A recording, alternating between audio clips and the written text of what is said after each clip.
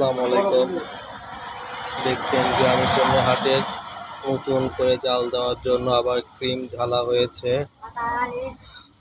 আর আজকের দিনে নতুন ঘি তৈরি করার জন্য কাজ শুরু করে দিয়েছে উনি। দেখেন ক্রিমগুলা। আর শীতের সময় ঘি সাধারণত বেশি ভালো হয়ে থাকে, কারণ শীতের সময় গরুর এই প্লান্টটা দেখেন আশেপাশে কি, আর ঘির রং বা কালার আসছে মাশাআল্লাহ। ওরে আল্লাহ, দেখেন কি সুন্দর কালার চলে আসছে, দেখতে পাচ্ছেন। রয়েছে যেমন আস্তে তেল বের হচ্ছে। আর আপনাদের একটা জিনিস জানাই রাখি,